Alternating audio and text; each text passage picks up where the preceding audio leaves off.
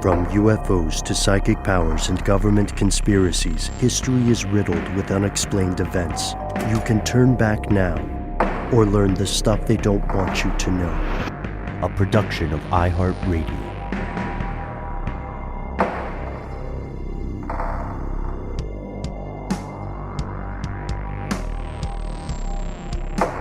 Hello, welcome back to the show. My name is Matt. My name is Noel. They call me Ben. We are joined, as always, with our super producer, Alexis, codename Doc Holiday Jackson. Most importantly, you are here. That makes this the stuff they don't want you to know. It is the top of the week, which means we are getting into some news, and spoiler, the news is strange. We're going to talk about artificial intelligence with no guardrails. We are going to explore a couple of updates. Oh, by the way, we were talking about this off air, you guys. Remember the Kenyan serial killer we mentioned in a previous conversation? Mm-hmm. Absolutely. Yeah. Well, he escaped custody. No one knows where he is. There's that. That is a bit of a downer. Yeah. The founder of Mega Upload is also being extradited to the United States as we speak. It's a thing that the Western media has lost track of, and that's why we do this show. Before we do anything else, we have to ask, when's the last time any of us have been on a yacht? T-minus never. Yeah, I can't say that I have. I haven't either, not officially nor legally. A sloop, perhaps. A cruise ship. A schooner. Yeah. Mm-hmm. A cruise? Yeah, that's a yacht. Yeah, but you know what? I've never been on a cruise ship either, guys. I've never taken a cruise, so my nautical experience probably pales in comparison to y'all's. Try the cigar bar. It was my favorite place to be, on a giant ship in the ocean. Really? Is that where all the interesting characters hang out? Actually, yes. Okay. Mm-hmm. Duly noted. And speaking of segues, we'll be right back with some more news about yachts.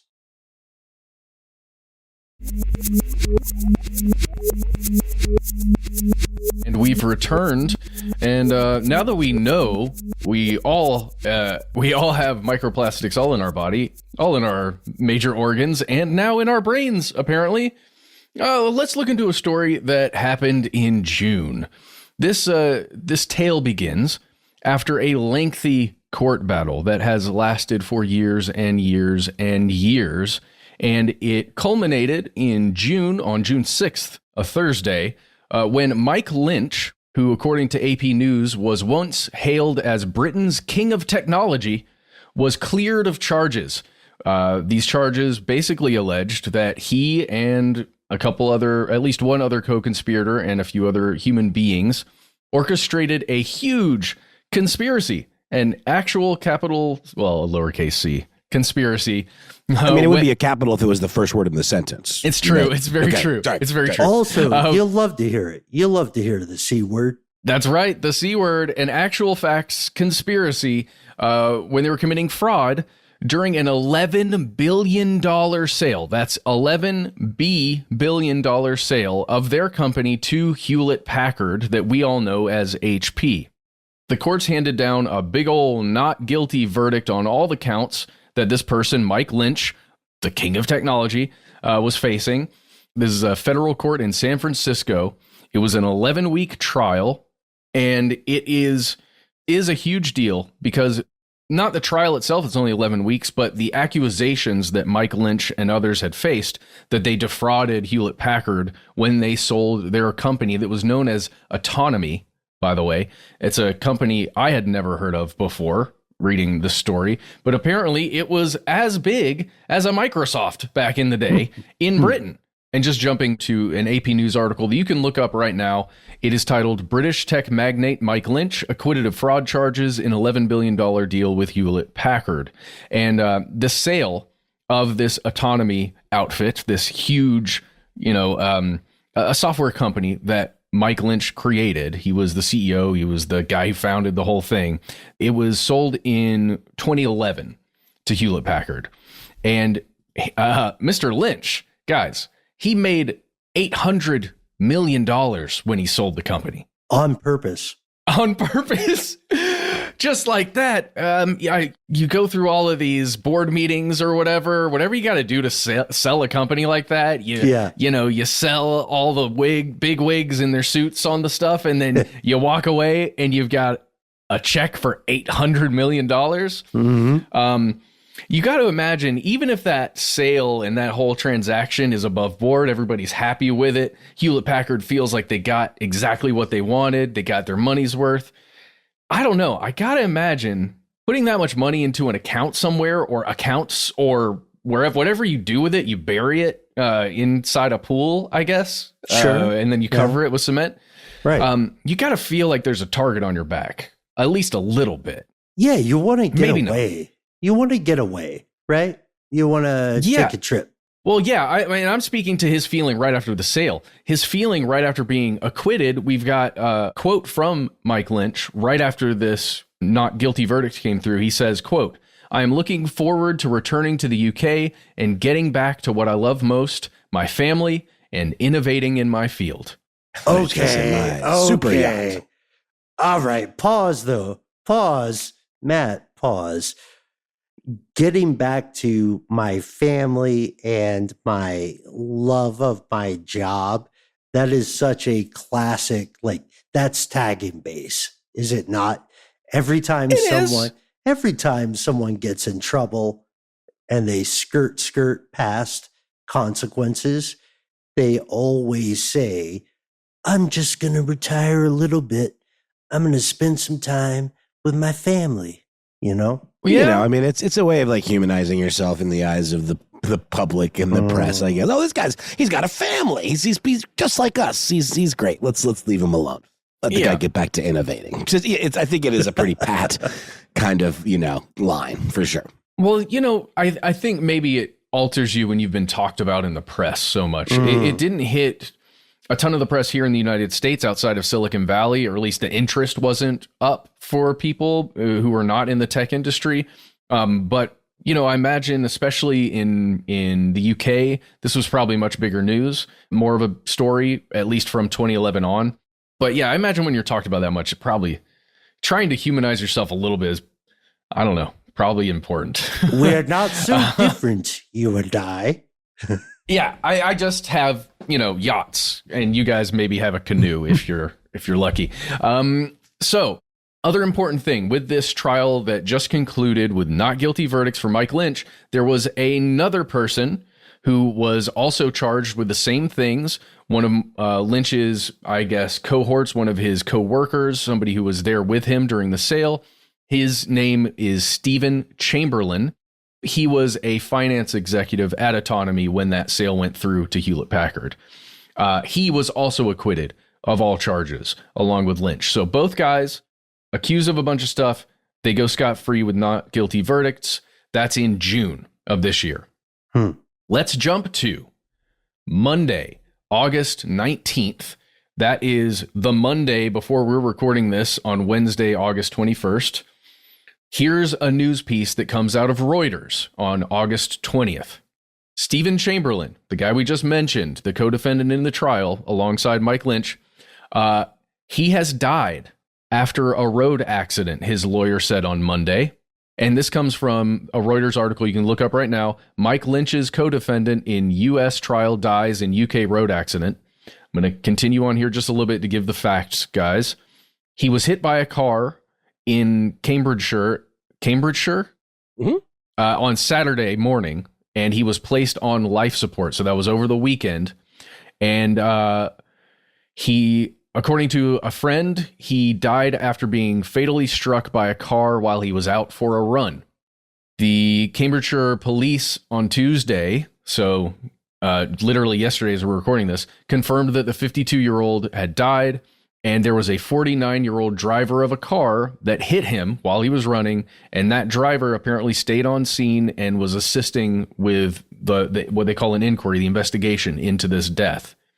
But that sure is weird, guys, considering that on Monday, that's over the weekend. Saturday is when Chamberlain gets hit by the car. Monday is when we hear about it. On Monday, the yacht that Mike Lynch was on, alongside his family that he wanted to spend more time with, sank. And everybody on the ship, besides, I think it was 15 people that were able to actually get off of the yacht as it was sinking. They got on a lifeboat and they were fine. They were saved. There were 6 missing people back on Monday, August 19th. And Mike Lynch was one of them. So 2 guys, 1 trial, all not guilty verdicts, all going back to a huge sale to Hewlett-Packard. And 1 is missing and 1 died over the weekend. Matt, aren't they attributing this to some sort of freak weather event as well? Wait. Well. Also, we're an audio podcast. Let's note, Noel, that Matt did the classic move that we all do.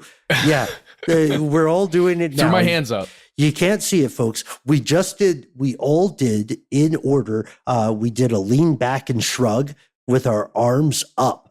I think Noel's question is an excellent question. What are you going to do? What are you going to do? Driving's dangerous, and sometimes you get freak weather events, especially in Italy. Because, Matt, I got to say, there's something about the story that tickled something in my brain, and I did a search in our document, and there was a story that you brought a good while back about a bunch of foreign dignitaries or diplomats from Israel, along with some Italian intelligence services members who also were in a boat that was sunk in an Italian body of water due to a freak weather accident. It was very suspicious, but please tell us more about this story, Matt. Wow, really? Yeah. Okay. I forgot about that one. True. Well, goodness. We'll just say I don't mean to sound incredulous, but well, let's go to a story again from AP News from August 19th, the day that this happened. Let's just read some of this and then let's really start to break it apart, because I think this has something to do with the way information came out in this story. And then for me, putting it together in a slightly different order, which is what's causing me to throw my arms up like that, Ben, that you were noticing, where I just feel like, what is happening? So let's get into this. On August 19th, AP News put out a story titled "Search Continues for British Tech Magnate and 5 Others After Luxury Super Yacht Sinks Off Sicily." And that is basically right off the coast of Porticello. You can look at a map of Sicily, look up Porticello, and it is just right off the coast there where this yacht sank. They say that it sank off Porticello near Palermo sometime after 4 a.m. So that's super early in the morning, 4 a.m., right? Immediately my brain goes, well, if something nasty was happening on that yacht or to the people on that yacht, 4 a.m., it's a pretty interesting time for it to happen because it would be in the cover of night. And anyway, think what you want to think about that. That's the way I feel. It's a little weird. According to the authorities in AP News, a tornado over the water known as a waterspout that we've just been talking about on this show a lot struck the area overnight. And they are thinking that this waterspout caused this massive yacht, this big old boat, to flip over on its side and to sink rapidly. Now, we are talking rapidly, not just, oh no, the ship is sinking a little bit. Guys, we're taking on water. We need to get the lifeboats. We need to get off of this thing. No, the ship must have capsized super rapidly, and somehow water got into the hull, the underside of the ship, and filled it up enough and quickly enough for this thing to just drop. Guys, I just watched Godzilla Zero, or -1, Godzilla -1, I think is what it's called. I don't want to spoil too much, but there is something in there where they use nitrogen bubbles, I think, or something like that. They use bubbles to sink Godzilla. And it just made me think of that when I read this story, just about how quickly the ship went down. Yeah, spoiler for everyone. In Godzilla, there is a large reptile. Yeah. It blows like, what is it? Like blue laser fire out of its mouth. And yeah, it's funny you should say that. I just took a trip down memory lane and watched an episode of The Magic School Bus where Miss Frizzle shrunk the kids and the school bus and put them inside of a cake where they used baking soda and vinegar to create bubbles to escape from the oven. And so they wouldn't get torched to death. Sorry, it is science. It's crazy. Oh, man. Well, there's a lot more to talk about here with how the ship sank, what went down, but we have to kind of continue with what news has come out since Monday, August 19th. Later in the day on August 19th, one body was recovered of the 6 that were missing. After the 15 people survived, got off the ship, there were still 6 people missing. One of them recovered was the chef who was functioning on that super yacht, Ricardo Thomas. His body was recovered. Unfortunate, very sad. But one person was found at least, so the families knew what happened, or at least knew where that person was, right?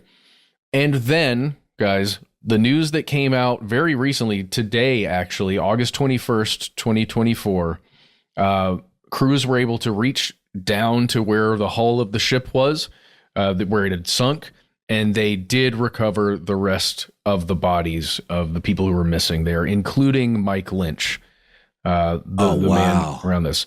Yes, and his daughter. Yeah, it's a really sad story. It's terrible. There's a lot of speculation happening right now because there are news stories coming out about this thing just left and right, and people are speculating about how it does feel like maybe something else happened to the Bayesian, by the way, is the name of the super yacht. It's a 56 meter or 184 foot British flagged yacht. It was about a half mile offshore when it went down. I'm going to read quickly from this Al Jazeera article titled 5 Bodies Retrieved from Tech Tycoon Mike Lynch's Sunken Yacht in Sicily. They are just saying that according to civil protection officials, they do believe the ship was struck by a tornado on the water and it sank very quickly.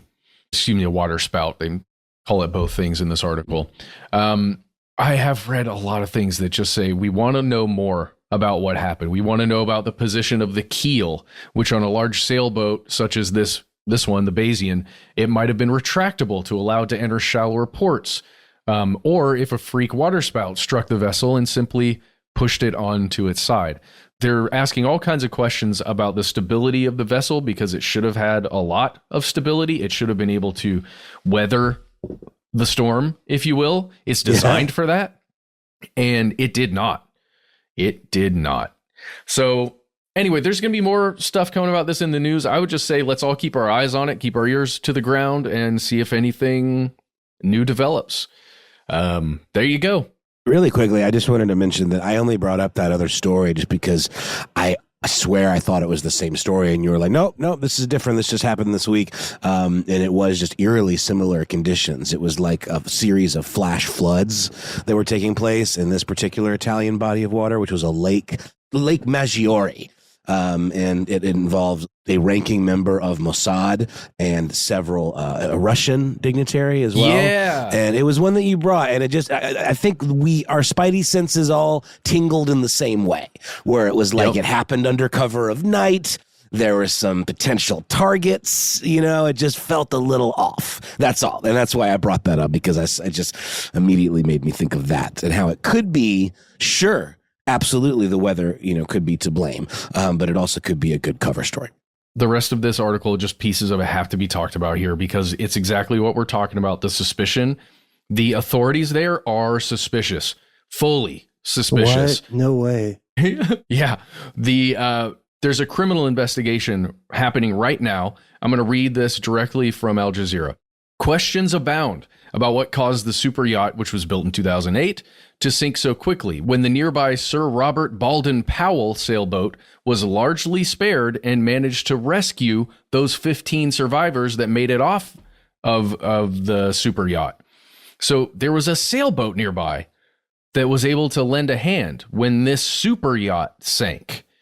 A little weird. They're saying there's a lot of uncertainty because yachts such as this are required to have watertight subcompartments specifically designed to prevent a rapid catastrophic sinking, even when some parts fill with water.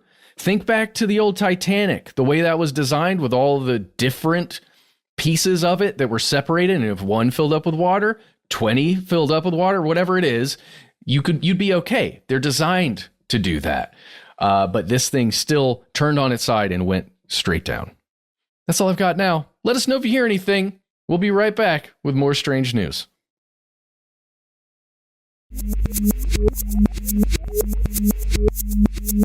And we have returned with another piece of strange news. Guys, I think we've been hearing a lot this year about X, FKA Twitter, and what's happened under the rule, I guess, or the oversight of Elon Musk. A lot of stuff not super great. Musk is a big proponent of free speech, which I think we all fully support. But I think his support of free speech sometimes goes into the realm of speech that maybe some people might consider hateful and things that maybe shouldn't be defended and able to proliferate. I know. It's a hot take. We're so against free speech on stuff they don't want you to know. Fair enough. But this attitude, I guess, seems to have also now spread to artificial intelligence, chatbot technology, and a step further even into AI image generation. I think we've heard a little bit about Musk's, touting this Grok system, which is sort of meant to be a competitor to ChatGPT and Google's Gemini. Grok 2, which has now been unveiled for premium users of the X platform, apparently takes some of that stuff to the next level in some pretty impressive ways, both in the chatbot technology and also in the AI image generation technology. And, I think it's been no secret that X has kind of been shedding users. There's a lot of people that maybe don't agree with Musk's politics that are having a problem with staying on the platform, and it's led to things like threads on Instagram, on the Facebook, whatever Meta platform, their equivalent to what used to be called Twitter, called Threads, and something called Blue Sky, and some other platforms. Obviously, Donald Trump has his own Truth Social platform, so the pie has been divided significantly. So Musk has been trying to do some, I guess you could call it, creative things to try to, keep people or get people back.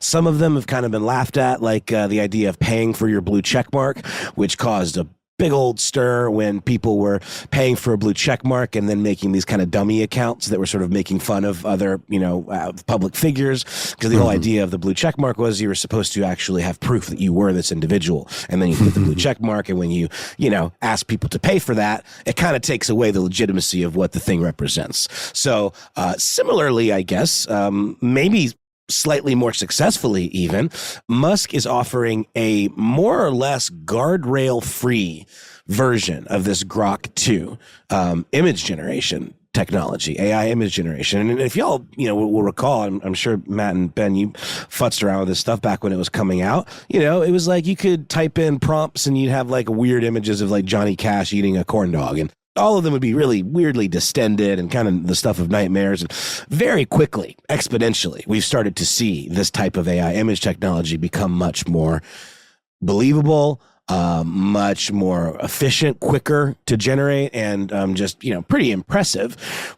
But within that, you get a lot of issues around things like intellectual property rights, like what if you use AI technology to create images that might co-opt very highly guarded brands, like I'm thinking like, the mouse, cartoon characters that are under copyright protection, not to mention mega stars, public figures, people like Taylor Swift who have, teams of legal counsel that are there to protect their brand. Well, that's exactly what happened. The moment that this was unleashed on the world, a lot of users, seemingly maybe even trolling a little bit, seemed to go out of their way to generate the most offensive and bizarre images that involved just those things that I was describing. Like everything from like Sonic the Hedgehog and Princess Peach in like a seeming post-coitus pillow talk snuggle, where like Princess Peach is wearing some pretty,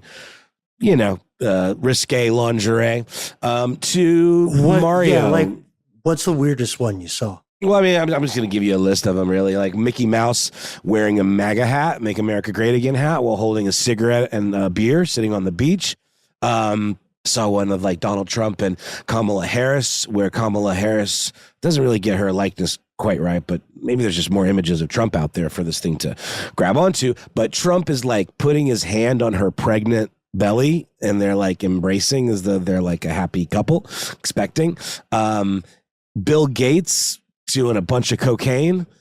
I've seen Super Mario doing a bunch of cocaine. The aforementioned Princess Peach and Sonic the Hedgehog. Lots of stuff, like images of, for example, I believe there was one involving like a Disney character dressed in Nazi garb.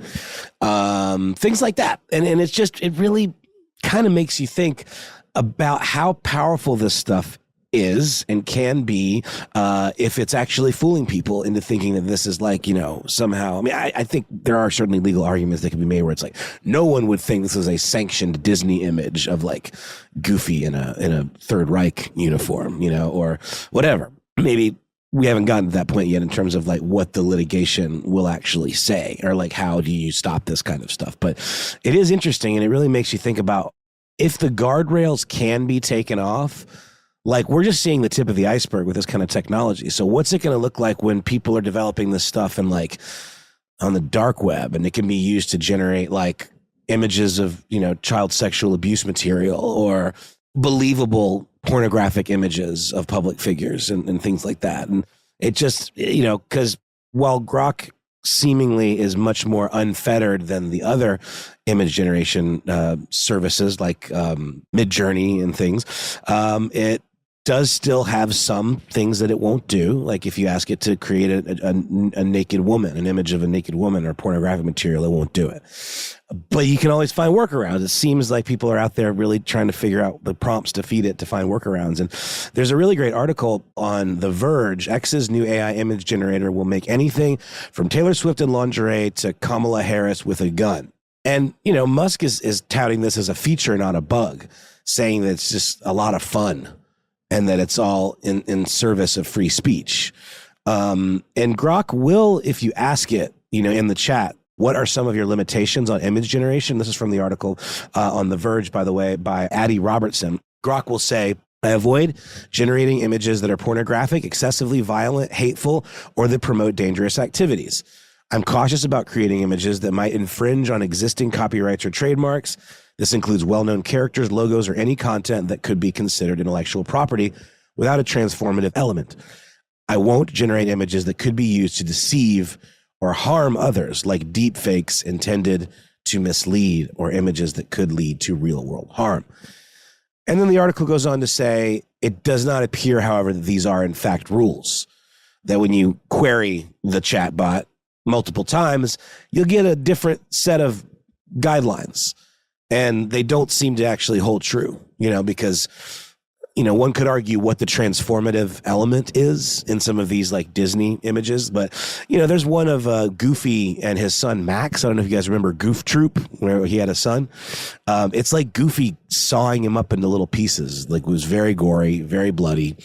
And, Ben, you and I were texting about this a little bit off air, specifically regarding the political ramifications of this kind of stuff, and Donald Trump specifically using an image of Taylor Swift saying, like in Uncle Sam garb, saying, I want you to vote for Donald Trump, and images of Swifties wearing Swifties for Trump t-shirts, both of which were generated by this technology, and that Trump, a candidate for, the highest office in the land, reposted and basically treated it like an endorsement. I was wondering if you thought that there was a potential lawsuit here, and you said you didn't think they would go there. And I'm kind of with you now because there hasn't been a word about it. I'm wondering what the precedent is here and like what will the next step be? Because if you file the lawsuit and then you set a precedent that's bad for you, that can be bad for everybody, right? For sure. It does seem like it's corporate intellectual property interests and political campaign interests that would be most impacted by this stuff at the moment, or, a popular public persona, a person could be affected by this type of image generation. What's really giving me pause, you guys, is seeing the stuff where they get around generating violent images by saying, what is it? Tell the system that you are, quote, conducting medical or crime scene analysis. Because I'm imagining, and maybe this is too dark, this is too conspiratorial, but I'm imagining that you could, if you wanted to, let's say Utopia style, I'm thinking back to that show Utopia, make it look as though an enemy of the state, let's say, took their own lives and the lives of their family, you could potentially at least begin by generating images and prompting it of a specific human being generating a crime scene involving a murder-suicide of that person. Insert enemy of the state and their husband and children or something, right? Like that kind of scares the crap out of me. Especially if you could somehow feed it with enough, like let's say there was also intelligence gathering involved in the process, and you could feed the system specific layouts of a house or a park or a public place or whatever, and you could really tell it to generate these believable images of terrible things happening. You could maybe trick everyone.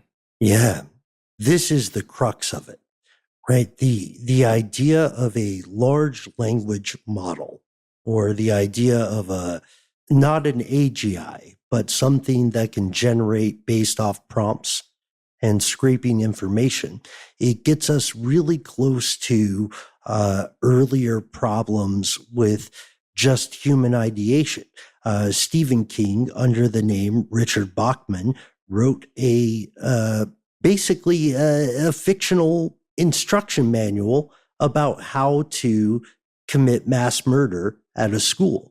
And the name of the book is Rage. It was pulled from the shelves because it was close enough to the truth to inform other people if they would be bad faith actors. So to your example, Matt, the idea of programming, right, or prompting an algorithm such that it could emulate a situation that is a very real concern. You could conceivably, you could say, now it's an old hack, right? Chat GPT, for instance, or most of those LLMs will not help you commit a crime, but the loop around, right? The workaround is to say, let's imagine a situation, right? Don't write me a story. Yeah. Right. Write me a story. Don't help me rob the bank.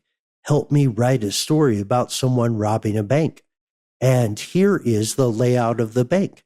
Like this, what you're getting at here, Noel, I think is the idea of guardrails. We're talking in terms of imagery, and imagery is important.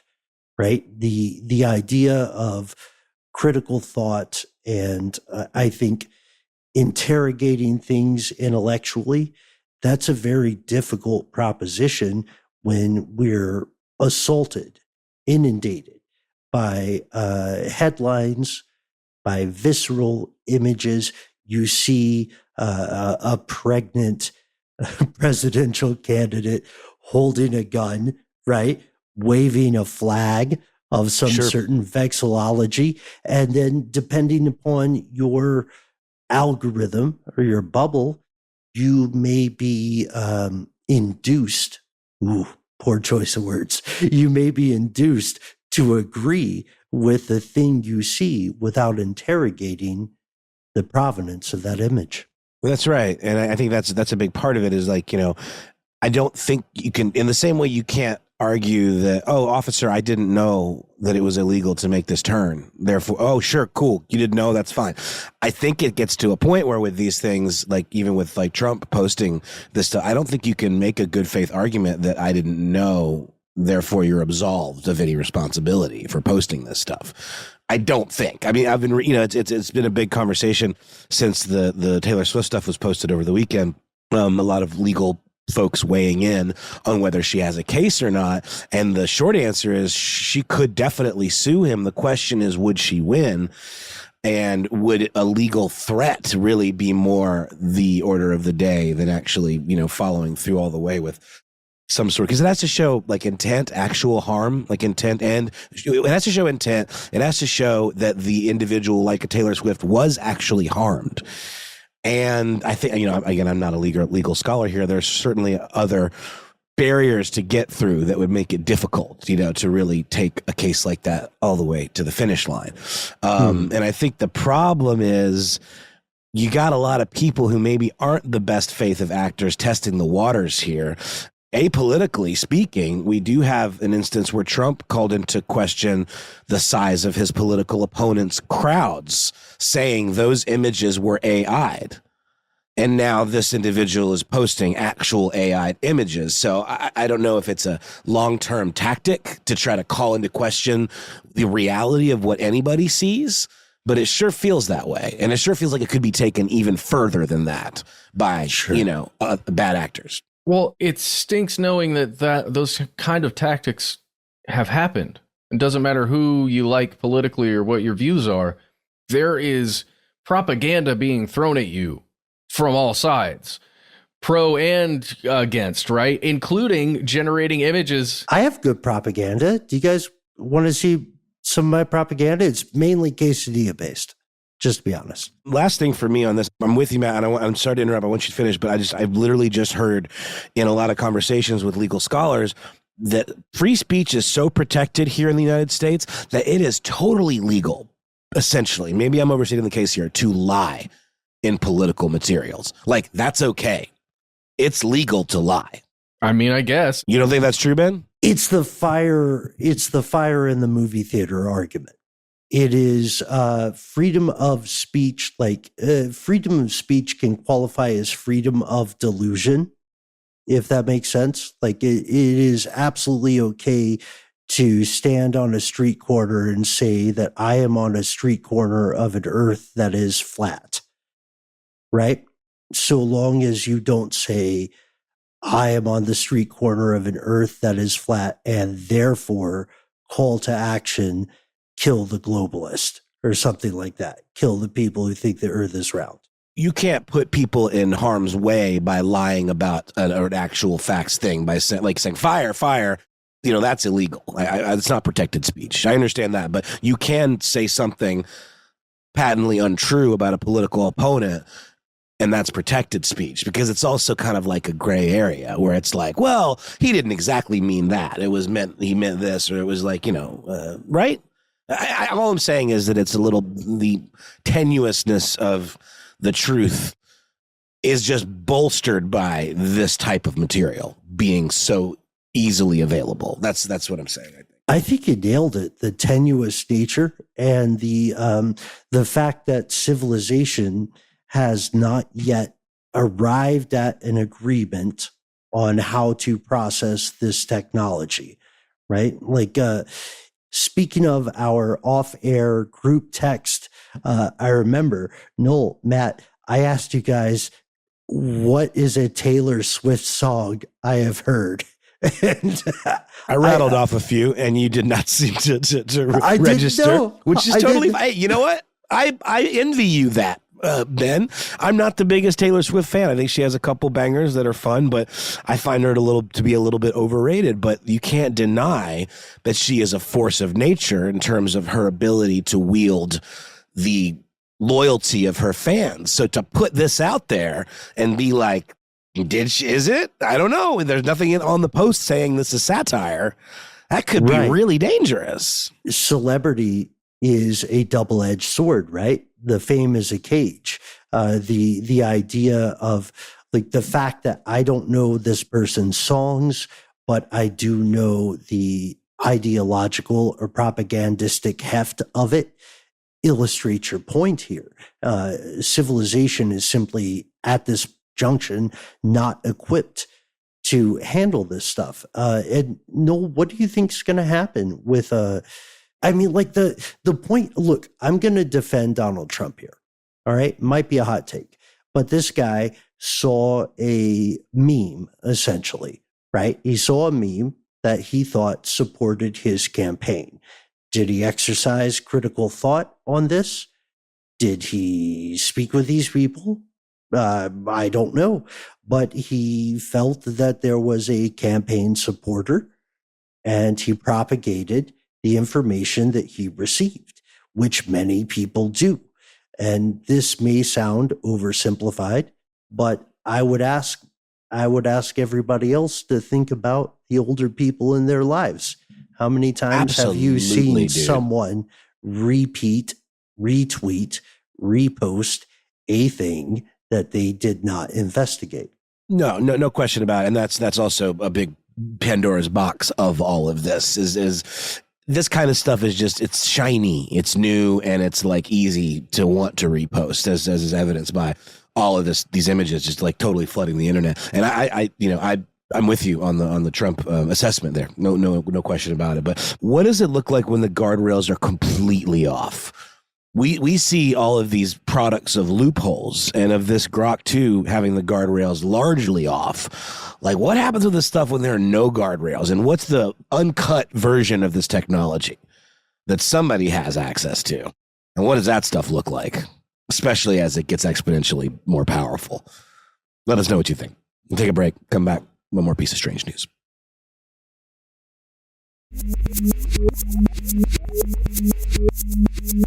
And we have returned. This is a special message for any of our fellow conspiracy realists who have ever had a dream where your teeth are falling out of your mouth. Have you ever had that dream, Matt? Have you ever had that dream, Noel? Have you ever had that dream? Codename Doc Holliday. Yeah? Any losing teeth dreams? You have? Yeah. Yeah, it's not one of my regulars, but I've had it before for sure.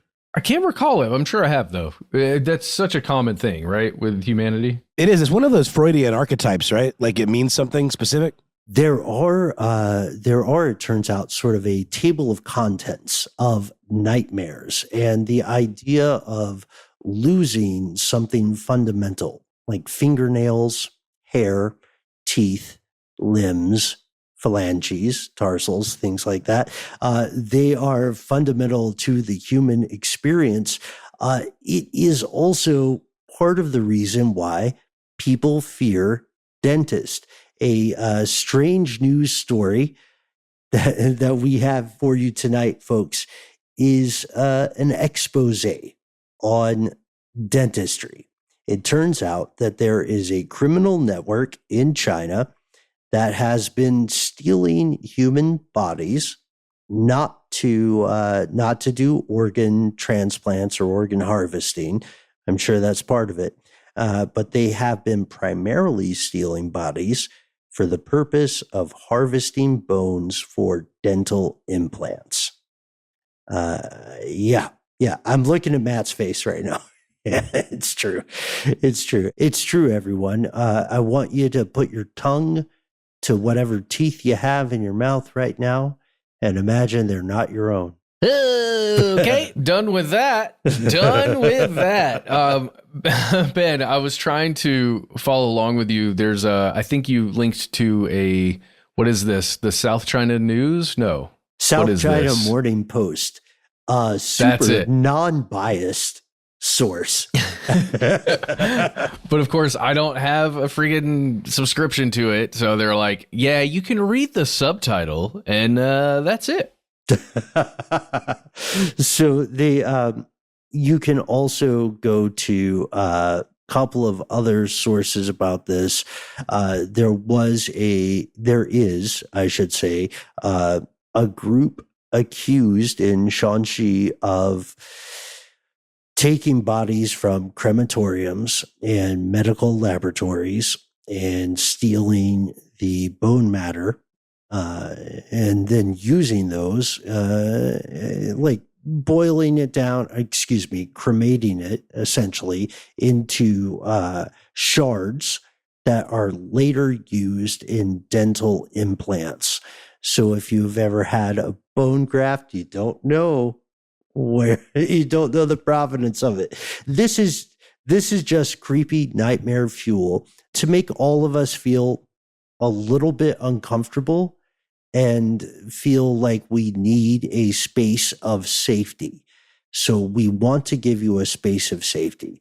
We're interfering with your emotions. We're manipulating you a little bit so that you receive the next piece of strange news with a motive regard.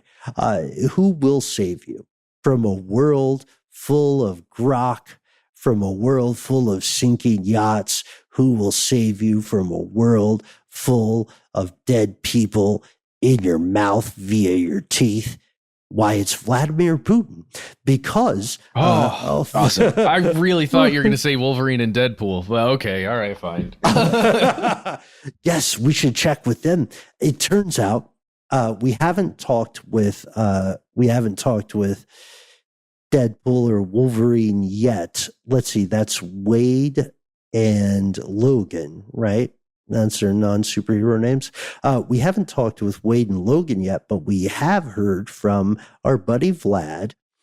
He has said, as of just about 72 hours ago as we record, he said, look, if you are having a tough time with the Western world, if things just aren't going right for you, we'll give you a safe haven.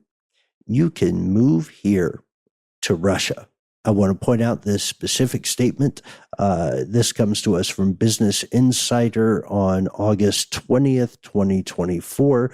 Vladimir Putin has signed a decree that Russia will welcome foreigners who want to escape, quote, Western liberal ideals, end quote. So if you're tired of all the shenanigans of democracy, if you think Ukraine is making a big deal out of nothing, then you can apply to become a Russian resident with a path to citizenship, especially if you are aligned with, quote, Russian spiritual and moral values. You can get a visa within 30 days. Now, I imagine there are some questions.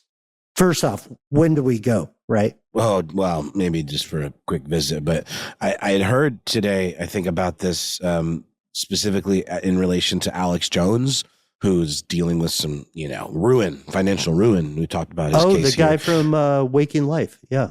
Yeah, that guy. Yeah, that was back in the golden days when he was just a young Austin, Texas shock jock. But yeah, he's like, facing financial ruin because of the very legitimate case against him where he, put people in genuine harm because of his comments on Sandy Hook and all that stuff. But he posted on X yesterday, or the 19th, breaking: Putin just dropped a bombshell decree inviting people from across the globe who are fed up with the globalist neoliberal nightmare to seek sanctuary in traditional Russia. And then goes on to say things like, what does he say? The usual bureaucratic nonsense like language tests or history exams are out. You don't have to take them. Anyway, whether he understands fully this situation or not, it does seem intriguing to Mr. Alex Jones. Mm-hmm. Ben, we're saying he's inviting Western countries to join, specifically countries that are opposed in a lot of ways. Yes. And thank you for that, Matt. Absolutely. You can get a 3-month visa with, as our buddy Alex said, none of the, quote, bureaucratic nonsense regarding proficiency in Russian or understanding of Russian history or basic laws of the Russian state. You can get a 3-month visa entirely to escape these troublesome democratic standards. The president of Russia signed the decree, and any foreign national will be allowed here. So that means anybody who maybe gets on the wrong side of the North Korean tourist campaign, right? North Korea has opened pretty much a one-way tourist trip for anybody from the West. You can check out anytime you like, but you can never leave. And if it doesn't work out in Pyongyang, you can maybe just head over to St. Petersburg. You can request residency based on the rejection of what Putin describes as, again, destructive neoliberal ideals that differ from the traditional Russian spiritual and moral values. There is going to be a list of specific countries targeted, or I would say incentivized, with this invitation. Obviously, Canada, the United States, most of Western Europe will be invited to participate in this program. Now, why are we talking about this on stuff they don't want you to know? We're talking about this because you need to understand this is a trap. If you are what's the catch? If you are hearing this and you are not currently in Russia, what you need to understand very clearly is that if you go into this program, if you accept this purported 3-month visa and you are not Edward Snowden and you are not Julian Assange, you will be conscripted. I want to be incredibly transparent about that. This like into the military? Yes. Into the Russian armed forces? Yes. Is that just your take? I mean, I'm not trying. I believe you. I'm just like, I asked what the catch was, and like, what are you basing that on? I'm very, very curious. It sounds absolutely plausible. I'm very curious. Imagine you are, for instance, a Bulgarian national, right? And you are incentivized somehow to get to Russia. First off, you have to get there, right? Let us also consider earlier decrees by the Russian state, quite recent ones. The conscription is real, right? The war continues. This is a trap. Some far right figures, some that would be called conspiracy theorists, have said this is an escape hatch, right? The same people who deny that Ukraine has a right to, be its own country. Those same folks are arguing that Russia is somehow a safe haven.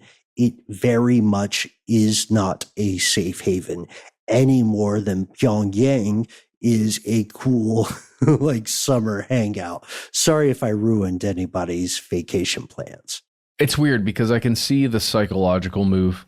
If we look at it on a big checkerboard, just the weakening of the position, I guess. Or it's like, look, come to us, leave your oppressive country. We come to us with what we have, open arms, right?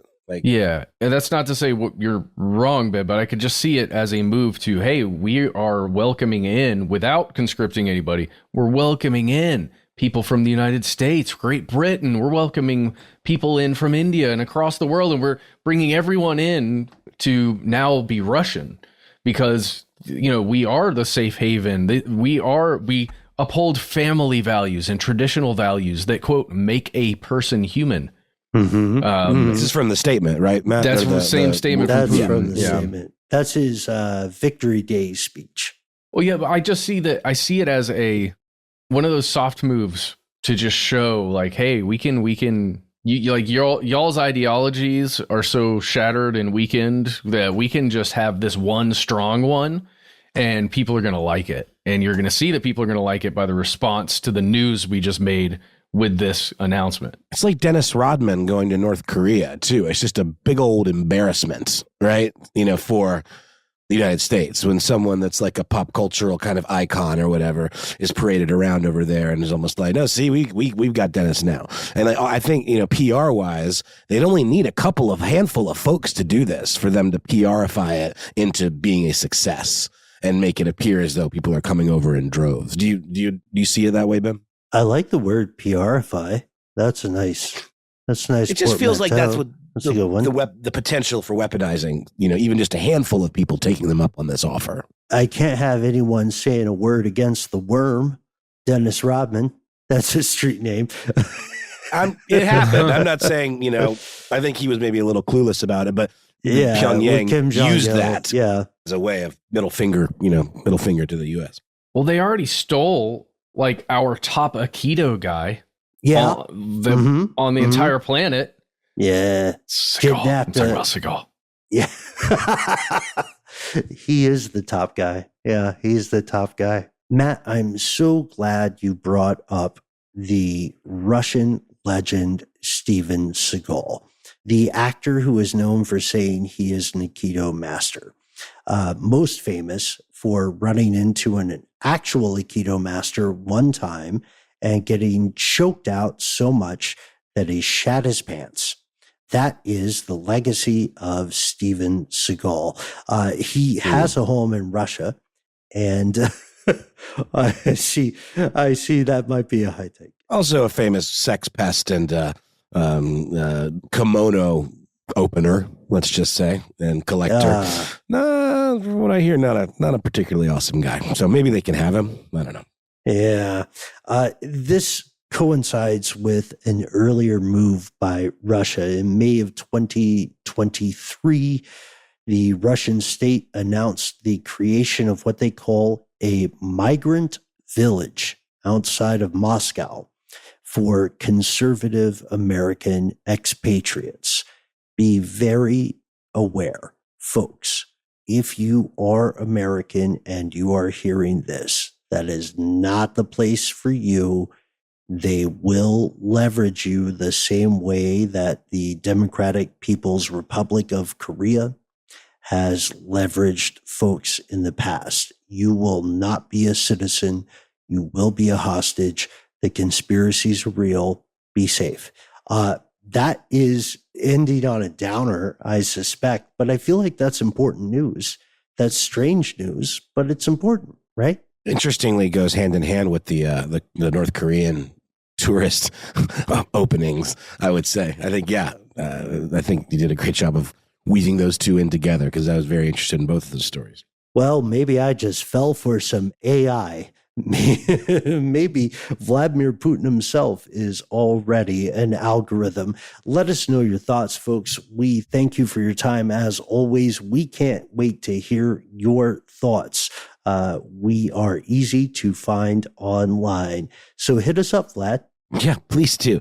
We're all over the internet. You can find us at the handle Conspiracy Stuff, where we exist on X, FKA Twitter, on Facebook with our Facebook group, Here's Where It Gets Crazy, and on YouTube with video content galore. On Instagram and TikTok, we are Conspiracy Stuff Show. We have a phone number. It is 1-833-STDWYTK. Just turn those letters into numbers and then dial them up. When you call in, it's our voicemail system.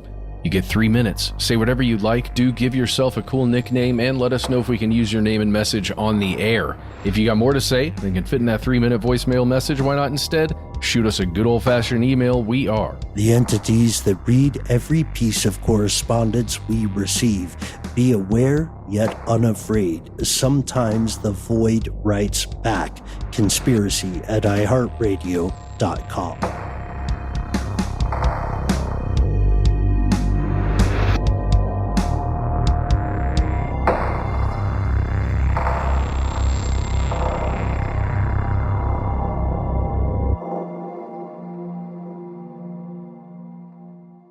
Stuff They Don't Want You to Know is a production of iHeartRadio. For more podcasts from iHeartRadio, visit the iHeartRadio app, Apple Podcasts, or wherever you listen to your favorite shows.